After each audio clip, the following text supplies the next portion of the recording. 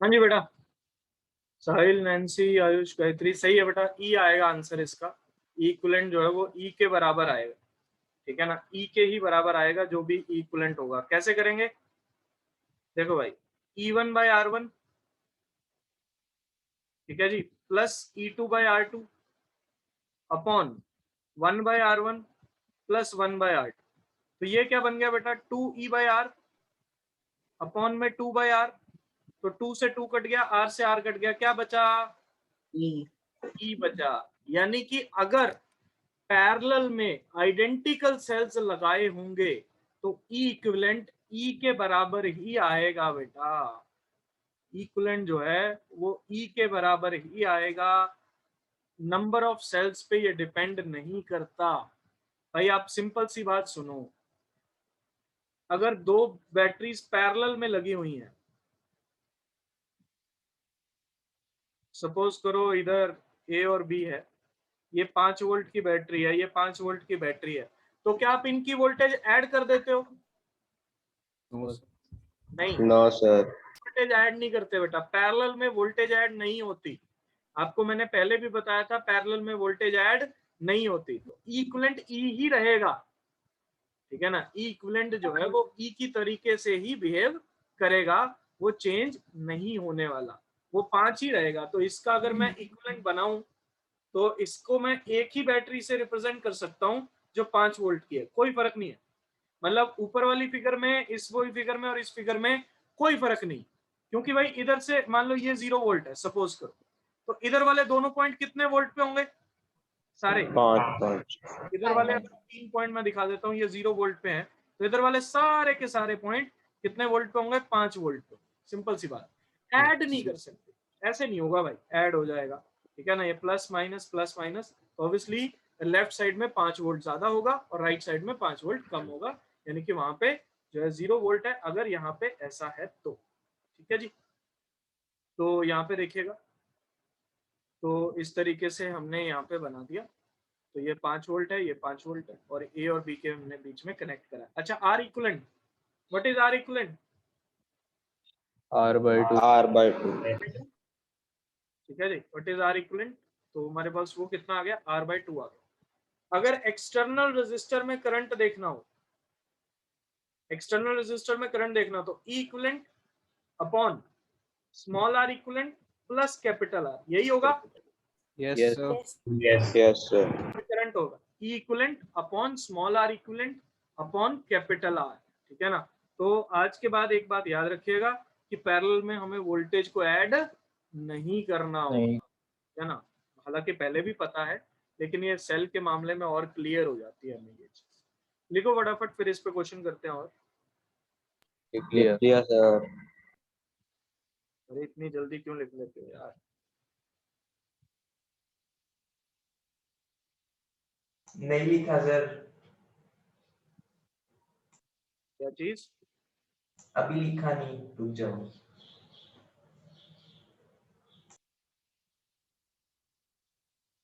हो। चलें फिर। Yes sir. Yes sir. Okay, ये क्वेश्चन करो।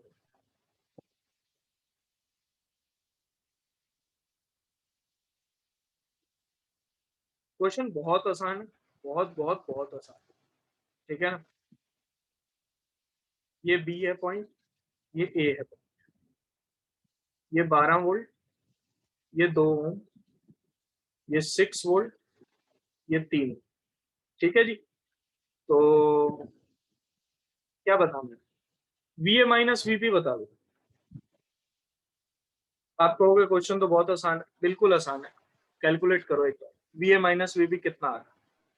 सही कैलकुलेट करना भाई, गलत नहीं होना चाहिए।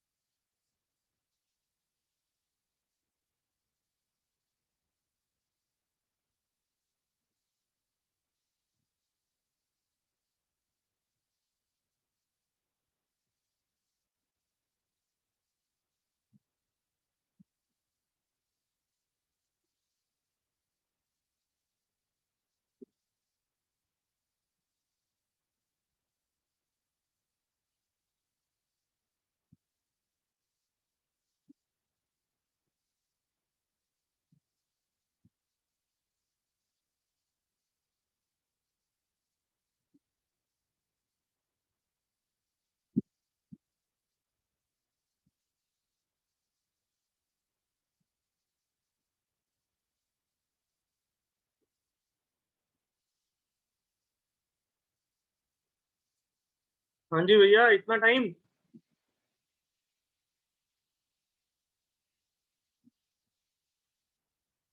Rehan, wrong answer.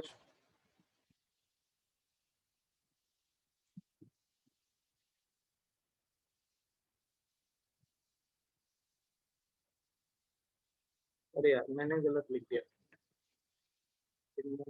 चलो कोई बात नहीं, अब तो लिख दिया, तो देखा जाए। 48/5 आ रहा है क्या? Yes. 48/5 आ Yes, रहा sir. है? फिर ठीक। मैंने एक्चुअली एक वैल्यू गलत लिख दी, तो हम इसके हिसाब से कर लेते हैं, हमें कोई दिक्कत नहीं है। ठीक है, 48/5 आ रहा है तो कोई दिक्कत नहीं। देखो भाई, ये सवाल तो देखो बहुत आसान है,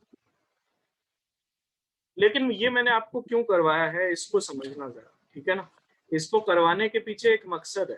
ठीक है ना, बहुत आसान सवाल है, सभी ने तकरीबन सभी सही आंसर दिया। ठीक है, देखो इसका पहला मेथड कौन सा है? किरचॉफ वाला, याद है? Yes, sir. किरचॉफ वाला मेथड क्या है वो सुनो पहले तो, कि भाई हमें तो साइन बना के देखना है। वैसे तो ये चीज क्लियर है कि किधर करंट जाएगा। ये 12 वोल्ट की बैटरी है बेटा, ये कोशिश करे कि ऐसे जाए करंट। ये 6 वोल्ट की बैटरी है, ये कोशिश करेगी कि करंट ऐसे जाए। तो किसकी ज्यादा चलेगी? 12। 12 volt. ठीक है ना, तो करंट ऐसे जाएगा 12 के हिसाब से, करंट 12 के हिसाब से जाए। ठीक है ना, मतलब 6 वोल्ट उसको अपोज करने की कोशिश करेगी, लेकिन पूरे तरीके से कर नहीं पाएगी। तो ये लिख दिया हमने। ठीक है जी, इसमें करंट कितना जाएगा देखते हैं जरा। ये प्लस, ये माइनस, ये प्लस, ये माइनस, ये प्लस माइनस, ये प्लस माइनस। किरचॉफ लॉ लगाना है तो लगा सकते हो, वरना करंट किरचॉफ लॉ के बिना भी आ जाएगा। ठीक है ना, मतलब मैं जनरली प्रेफर करता हूँ कि बहुत जो सिंपल केसेस होते हैं जिसमें एक ही लूप होती है, तो उसमें किरचॉफ लॉ जितना कम हो सके उतना हम कम लगाएं। बेटा ये दोनों बैटरीज एक दूसरे को अपोज कर रही हैं। Yes. तो 12 - 6 ये तो ईएमएफ हो गया, डिवाइडेड बाय रेजिस्टेंस। क्या 6/5 एम्पियर करंट आ गया? बोलो, क्या करंट 6/5 आ गया? बिल्कुल आ गया। ठीक है ना। हाँ, अब किरचॉफ लॉ आप लगा लो, अब लगा लो। करंट निकालने के लिए मत लगाओ, हालांकि करंट किरचॉफ लॉ से भी निकाल सकते हो, लेकिन मैं जनरली प्रेफर नहीं करता, बाकी आपकी श्रद्धा। तो वी ए से बी जाना है, इस रास्ते से चले जाए। Yes. क्या ना, इसको सी और डी बोल देता हूँ। तो ए सी डी बी, ए सी डी बी। तो वी ए से शुरू कर रहे हैं, रास्ते में प्लस की बैटरी आ रही है तो -6, प्लस का रेजिस्टेंस आ रहा है तो -3 इंटू आई। ठीक है जी, इज इक्वल्स टू कहां पहुंच गए? V B. डी और बी ये तो सेम ही है ना, क्योंकि इसके रास्ते में तो और तो कुछ आ ही नहीं रहा। तो V A minus V B कितना आया? 6 + 18/5, तो 48/5 वोल्ट्स। यही आंसर आया था सबका। Yes. Yes, sir. अब ये तो हो गया बेटा मेथड नंबर 1। एक आपको याद होगा कि अगर मैं इसको सेल के हिसाब से सोचूं, ठीक है ना, अब मैं इसको ना थोड़ा सा सेल के एंगल से सोचता हूं। हालांकि क्वेश्चन तो हो गया, मैं ऐसा अज्यूम करता हूं कि ये दो बैटरीज हैं और इनके साथ में ये इंटरनल रेजिस्टेंस दे रखे हैं। भाई अज्यूम करने में क्या जाता है, क्या मैं ये 2 ओम और 3 ओम को इसके इंटरनल रेजिस्टेंस अज्यूम कर लूं? Yes. Yes, sir. में क्या जा रहा है, कोई दिक्कत है? नहीं, कोई दिक्कत नहीं। तो मुझे ये बताओ, अगर मैं इसको सेल अज्यूम करता हूं, मेथड नंबर 2 देखना, अगर मैं इसको सेल अज्यूम करता हूं तो कौन सी बैटरी करंट दे रही है? 12 volt. 12 volt वाली. तो 12 वोल्ट वाली जो बैटरी है वो डिस्चार्जिंग बैटरी है। Yes, sir. Yes, sir. Okay, discharging के लिए V का फॉर्मूला क्या E - IR होता है? Yes, sir. Yes, sir. देखना वैल्यू देखना, 12 माइनस कितना है, 6/5 इंटू 2। सही है जी। Yes, sir. 60 - 12, सॉरी कितना आ गया, हाँ 60 ही आ गया ना एलसीएम। सही है, एलसीएम 60 आ गया। 60 - 12/5 कितना आंसर आ गया? 48 48/5. अच्छा जी, अब सुनो, कौन सी बैटरी चार्ज हो रही है? 6 वोल्ट वाली 6 वोल्ट वाली, ये चार्ज हो रही है। और चार्जिंग में पोटेंशियल डिफरेंस क्या होता है बैटरी के E cross? plus I E plus I plus am. आई है प्लस आई है, ठीक है जी। 6 प्लस 6/5 इंटू 3, सेम आंसर है, yes Yes, sir. क्योंकि ये भी तो किरचॉफ लॉ से ही डिराइव करे थे यार हमने, yes ये भी तो किरचॉफ लॉ से ही करे थे। चलो तीसरा मेथड देखो। तीसरा मेथड क्या कि इनको दो सेल्स मान लो और दोनों को पैरेलल में मान लो, ठीक है जी। दो सेल्स मान लो और दोनों को किस में मान लो? पैरेलल में। दोनों को किस में मानना है भाई? पैरेलल में। Parallel. ध्यान से सुनना, देखने के नजरिए पे डिपेंड करता है कि चीज क्या है। ए और बी के अक्रॉस हमसे पूछा गया है, ये मतलब ये लाइनें नहीं बनी होंगी क्वेश्चन में, जरूरी नहीं है कि बनी हो, ये तो मैं आपको दिखा रहा हूं कि ए और बी के अक्रॉस बना हुआ है। तो अगर ए और बी के हिसाब से देखा जाए तो क्या ये दोनों पैरेलल में हैं? Yes, sir. यस सर ठीक है जी। चलो मैं ई इक्विवेलेंट निकालता हूं कि अगर मुझे इसको एक ही वोल्टेज से रिप्रेजेंट करना हो, इसकी जगह पे मुझे एक ही वोल्टेज लगानी हो, तो वो कितनी होनी चाहिए? ई इक्विवेलेंट क्या फॉर्मूला था बेटा? E1 by R1, E1 by R1 E1 by R1 plus E2 by R2 upon 1 by R1 plus 1 by R2। देखते हैं क्या आता है। 12/2 6, 6 प्लस नहीं 6 प्लस 2 है ना, यही बना। और Yes, ऊपर sir. बच्चे बच्चे ये 6, ये 3 प्लस 5 आ गया yes यस सर 48/5। यानी कि इसकी जगह पे अगर मुझे एक सेल से काम चलाना हो,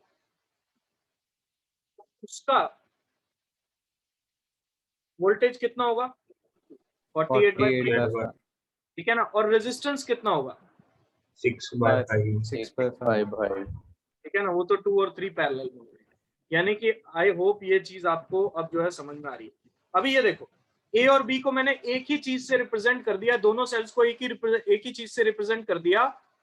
अभी कोई करंट नहीं है। अगर मैं इसको एक ही सेल से रिप्रेजेंट कर रहा हूं तो क्या इसमें करंट है? नहीं, no sir ठीक है ना। तो उसके हिसाब से जो आंसर आया 48/5 सही है। तो तीनों तरीके, मतलब आप इसको सेल के तरीके से भी सोच सकते हो, किरचॉफ लॉ से भी सोच सकते हो, चार्जिंग डिस्चार्जिंग से भी सोच सकते हो। एक ही बात, आंसर 48/5 ही आएगा और कुछ नहीं आ सकता, कोई परेशानी नहीं, no ठीक है ना। तो क्वेश्चन बहुत आसान है, ये 48/5 सभी ने निकाल लिया और आई होप किरचॉफ से निकाला होगा ज्यादातर, लेकिन मेथड 3 से निकाल 3 सर से ये निकल रहा है Yes, sir. 3 से. कौन से थे? 3 3 से, sir. 3 से निकाला, चलो बहुत बढ़िया। एक ही बात है, अरे सब कुछ ही तो किरचॉफ से डिराइव हुआ है। yes ये इक्विवेलेंट भी तो हमने किरचॉफ से ही करा है, और चार्जिंग डिस्चार्जिंग वाले में भी किरचॉफ ही लगाया था। तो इन शॉर्ट सबकी जो जड़ है वो तो किरचॉफ ही है, ठीक है ना। इसीलिए मैं आपको हमेशा बोलता हूँ कि जब कुछ हर जगह आपको अंधेरा दिखने लगे तो किरचॉफ अंकल आपके जरूर काम आएंगे, ठीक है ना। जब चारों तरफ अंधेरा दिखने लगे कि अब तो कुछ पता ही नहीं है, अब तो कुछ हो ही नहीं सकता, तो किरचॉफ अंकल आपके जरूर काम आएंगे और कोई आए। चलें आगे, लिख लो yes Yes, sir sir. लिख लो लिख लो। ओहो,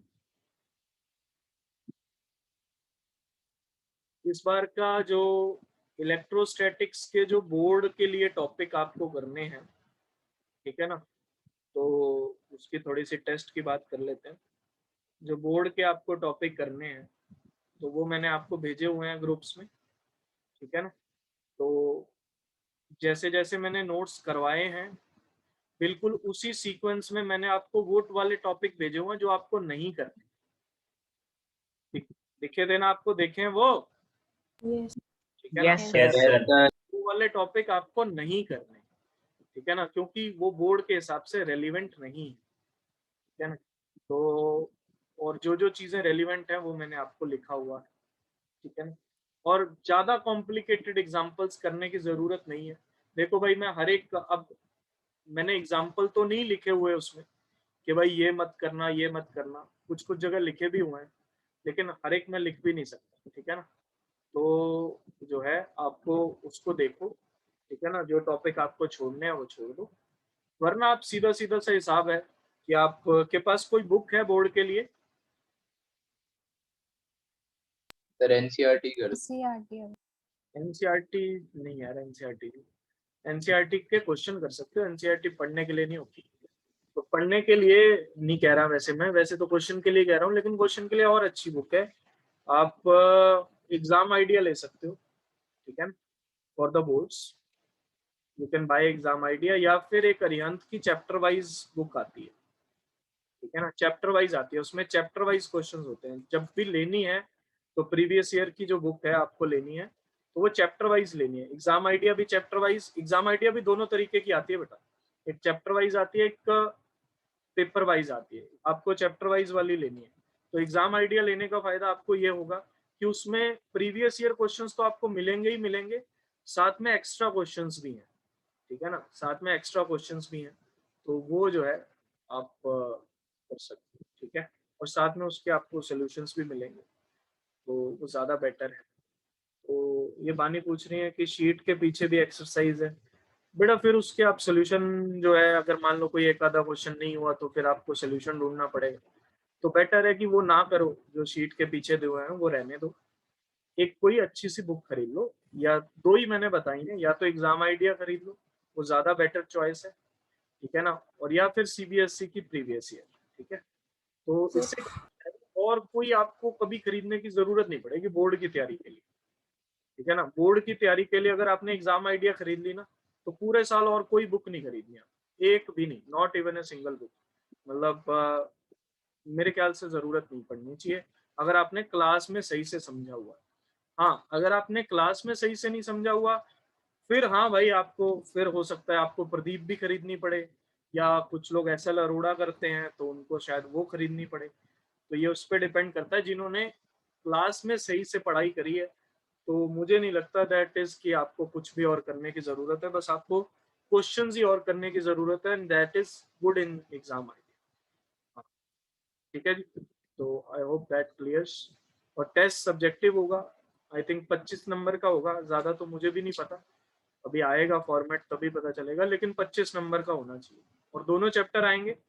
और इलेक्ट्रोस्टैटिक्स के मैंने आपको टॉपिक भेजे हुए हैं, उसी तरीके से मैं आपको एक दो दिन में करंट इलेक्ट्रिसिटी के भी भेज दूंगा। तो फिलहाल आप इलेक्ट्रोस्टैटिक्स रिवाइज करना शुरू करो, ठीक है। तो और कुछ पूछना हो तो बताओ, एनीथिंग। हाँ जी हाँ जी हाँ जी, ठीक है जी।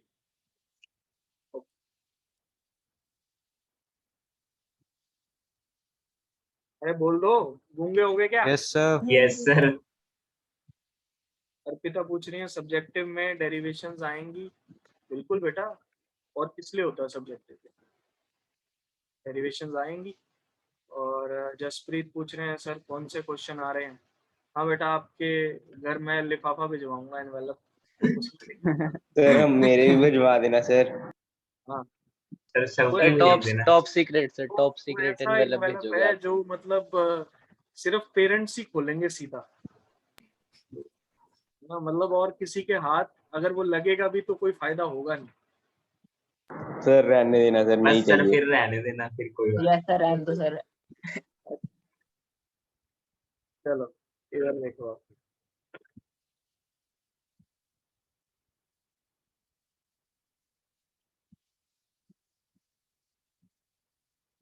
identical cells in mixed combination.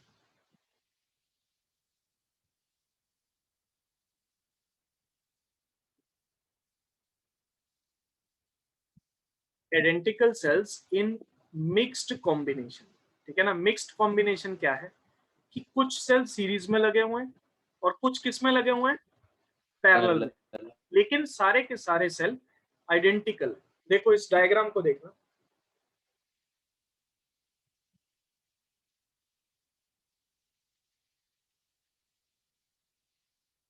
बना लेना आप लोग भी।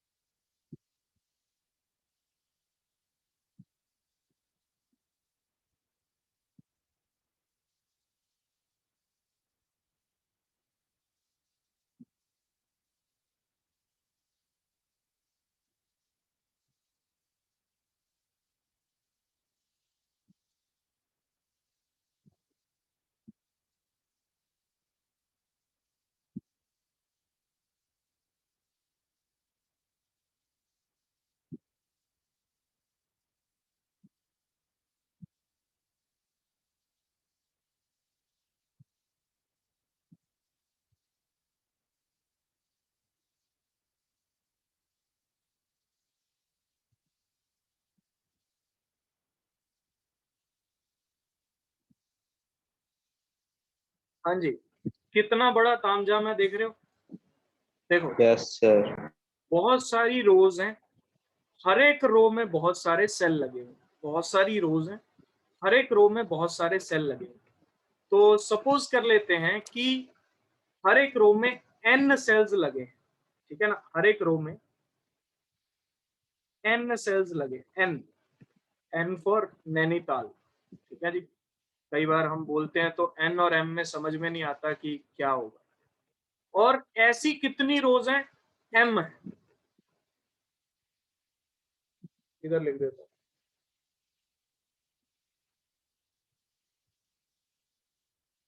कितनी रोज है बेटा? m फॉर मैंगो, ठीक है ना, n for Nainital, m for mango. हर एक रो में कितने सेल हैं? नैनीताल। और ऐसी कितनी रोज हैं? मैंगो। मैंगो। ओके, तो आप मुझे बताओ, हर एक सेल का रेजिस्टेंस वगैरह सबका सेम है, ईएमएफ भी सेम है।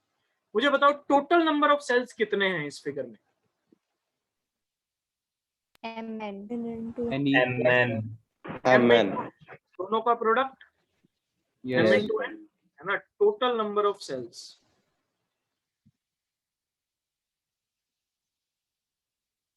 वो है m इंटू n, ठीक है जी। चलो बहुत बढ़िया। अब सुनो, मुझे इसका ई इक्विवेलेंट बताना है, बता सकते हो? Any. Sir NE n e, बहुत बढ़िया। यस। इक्विवेलेंट क्या होगा? n into e। एनी। इसमें m तो नहीं आएगा ना? नो नहीं तो सर। नो सर, वो पैरेलल में है। देखो हर एक रो में जो सारे सेल्स हैं वो सीरीज में है, ठीक है ना, तो ऑब्वियस सी बात है वो n टाइम्स हो गया, ठीक है ना, n से मल्टीप्लाई हो गया। लेकिन m रोज बनी हुई हैं, लेकिन हर एक रो में इक्विवेलेंट ईएमएफ तो ne है ना।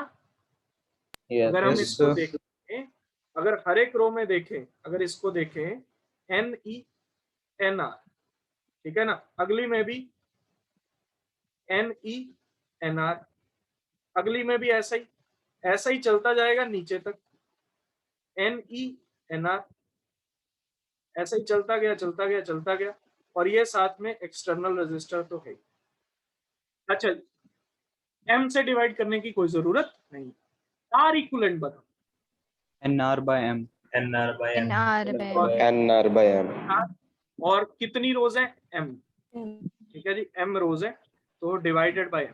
कोई दिक्कत नहीं। No sir. No sir. Resistor में, एक्सटर्नल रेजिस्टर में करंट,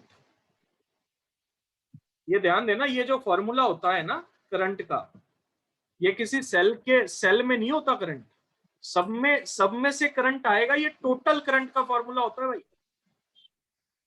ये टोटल करंट का फॉर्मूला होता है। एक्सटर्नल रेजिस्टर में कितना करंट है? MNE/MR+NR। N yes E sir. On NR/M plus capital R। क्या यही करंट है जी? यस हाँ सर। जी यस सर। सर। क्या जी? तो ये करंट हो गया। अभी कहानी और भी, इतना लिखो, कहानी अभी ट्विस्ट बाकी है।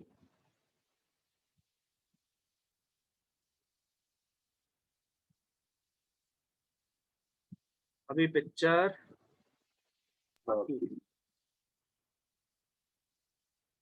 Done sir. Done done done done done.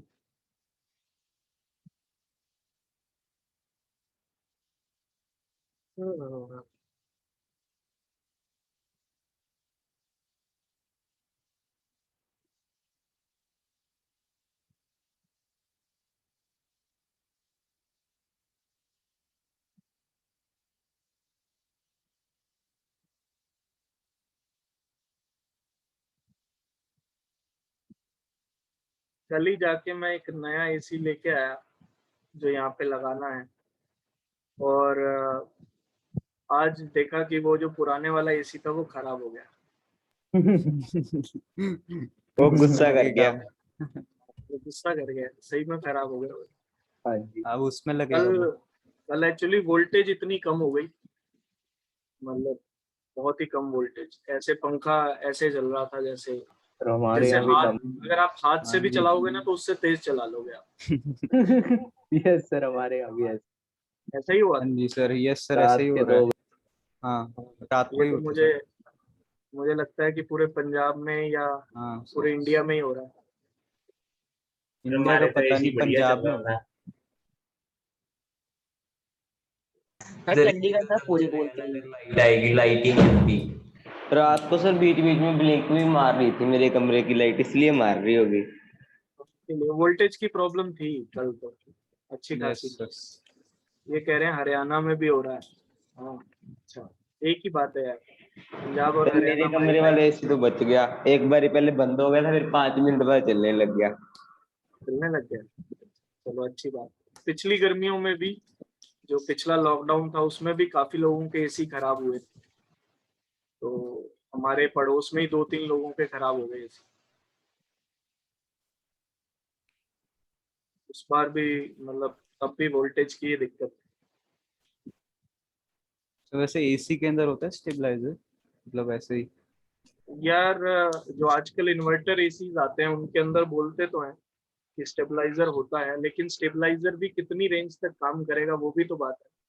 अगर तुम वोल्टेज ही 50-60 वोल्ट रह जाएगी तो स्टेबलाइजर भी क्या करेगा फिर से, है ना। और अगर वोल्टेज ही तुमने 100,000 वोल्ट दे दी तो फिर बेचारी, है ना, सारी चीजें करेंगी क्या। तो वो बात होती है कि सारी चीजें सेव सेव करती हैं अप्लायंस को। जो आजकल इन्वर्टर एसीज आते हैं तो उनमें कहते हैं कि पहले से ही लगा होता है स्टेबलाइजर, लेकिन वही बात है कि कितना करके कितना सेव कर लेंगी।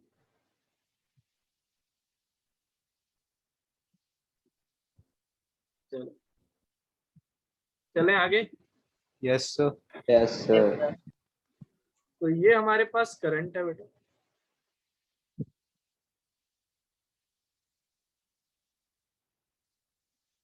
अब क्वेश्चन क्या आता है इसमें, क्वेश्चन क्या बन सकता है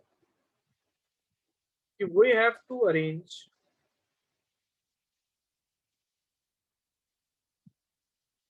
total cells that is equals to n into m in such a way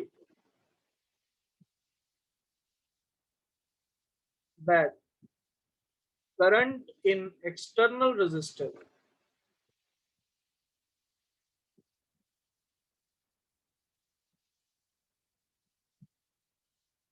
is maximum।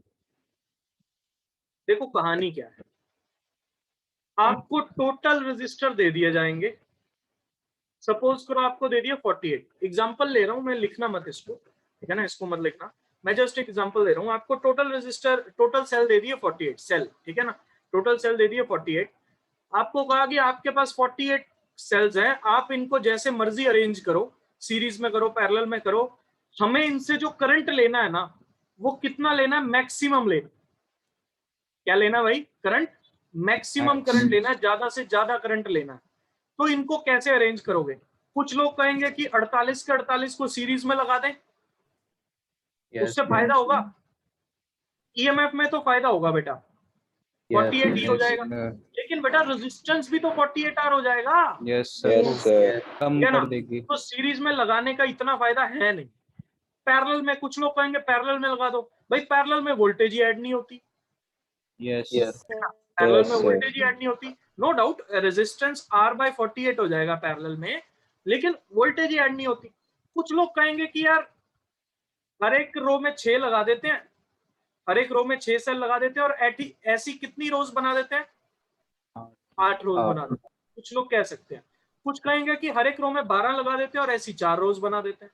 कुछ लोग कहेंगे कि भाई 8 लगा देते हैं और ऐसी कितनी रोज बना देते हैं, 6।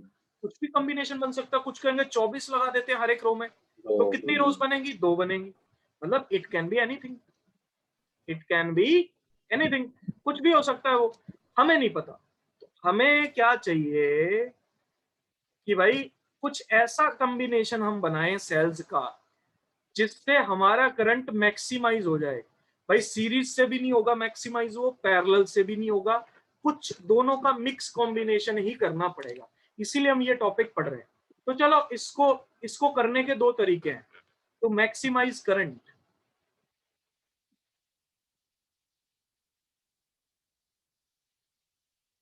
एक मेथड तो वो है जो आपको बोर्ड्स में यूज करना है अगर आ गया तो ये।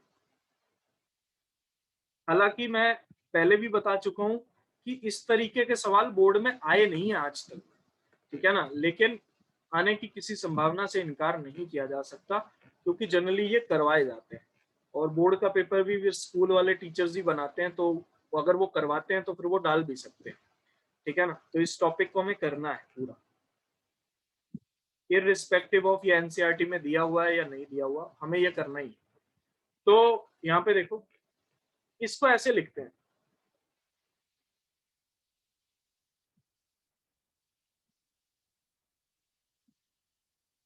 बोलो भाई, ऐसा लिख सकते हैं एलसीएम लेके।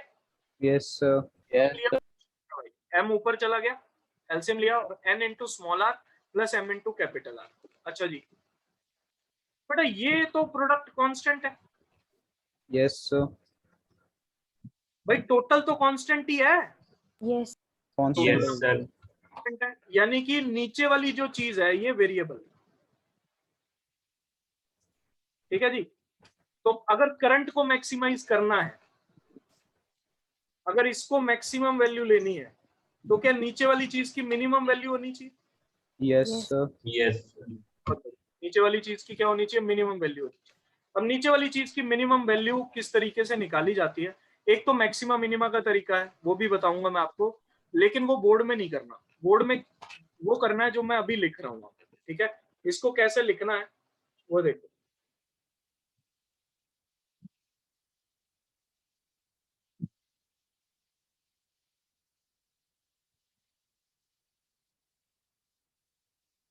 साथ साथ लिखते रहना भाई, क्योंकि मीटिंग फिर ओवर हो सकती है।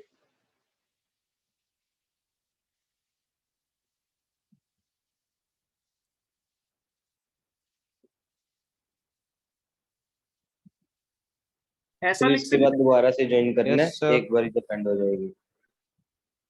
नहीं दोबारा नहीं ज्वाइन करना, बस यही है लास्ट ईयर जो भी है। दोबारा यार 5 मिनट के लिए क्या करेंगे, वो नहीं होता दोबारा। तो फिर क्योंकि 5 मिनट तो अरेंज होने में ही लग जाते हैं, वैसे ही 2-3 मिनट उसी में चले जाते। तो इधर देखो, ये बात समझ में आई? यस सर कोई Yes, दिक्कत तो नहीं है किसी को? अच्छा, No. इसको मैं अगर ऐसा लिख लूं तो बताना जरा।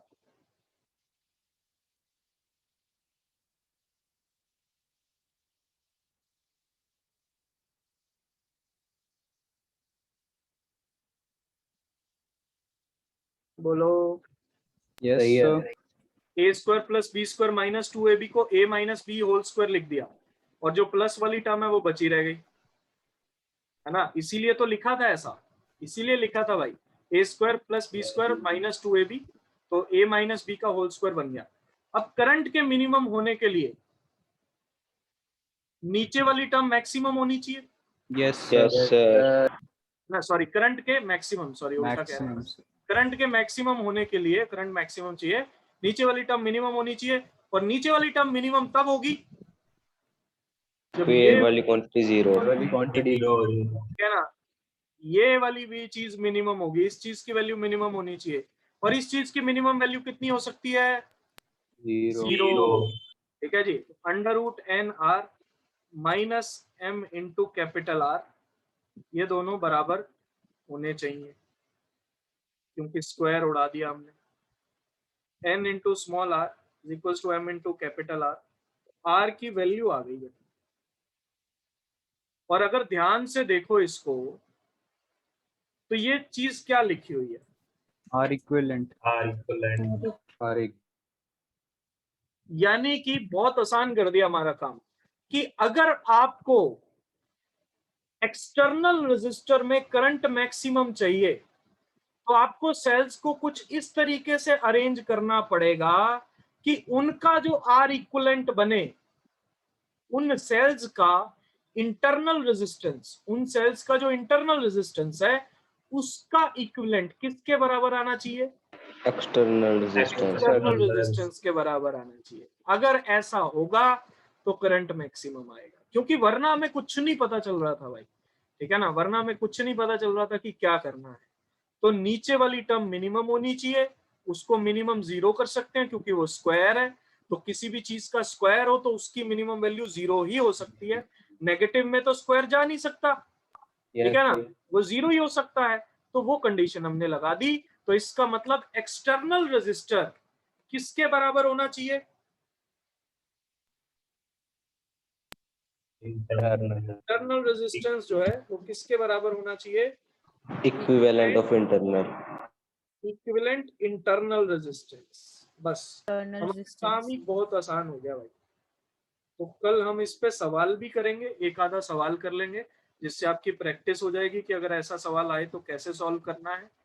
और दूसरा जो है, इसका जो एक और मेथड है इसको मैक्सिमाइज करने का, वैसे आप करके देख लेना, मैं आपको हिंट दे रहा हूं, मैक्सिमा मिनिमा से करना है। कर लोगे? डिफरेंशिएट करके नीचे वाली टर्म जो है उसको डिफरेंशिएट करना है, और डिफरेंशिएट करके किसके इक्वल रखोगे? 0. ठीक है ना? मतलब इतनी आसानी से नहीं होगा, आपको थोड़ा सा दिमाग लगाना पड़ेगा, लेकिन हिंट बस इतना है कि मैक्सिमा मिनिमा करना है आपको नीचे वाली टर्म। ऊपर वाली टर्म तो कांस्टेंट ही है, ऊपर वाली को कोई दिक्कत नहीं है, नीचे वाली टर्म का मैक्सिमा मिनिमा करना है।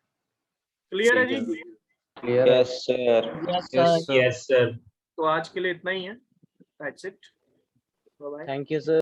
Bye, sir. Thank you, sir. Yes, sir. Thank you sir. Bye. Thank you, sir. Thank you Thank you, sir. sir. Bye sir.